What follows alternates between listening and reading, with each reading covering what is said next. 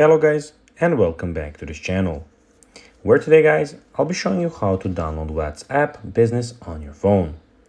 So guys, the first thing that you of course need to do is go to the App Store or the Google Play Store, whichever you have. In this video we will be covering how to do it on iPhone or on the App Store. So first of all, here you can see that we have the today's applications.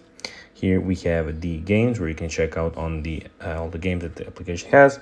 All the apps are in this arcade, and the thing that we need most today is the search, where we have the search bar where we need to go and type in. So go to the search bar and type in WhatsApp Business like this, and the first one that pops out is the one. You need to click on the application, and here guys, as you can see the application's rating, age, we can get a chart, developer, the language, the size of the application, and also. Now down here you can also go and see the reviews, so ratings and reviews of the application, so that you know if it's pretty good for you.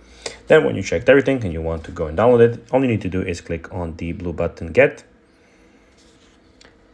then double click to install on iPhone, and it will start installing immediately.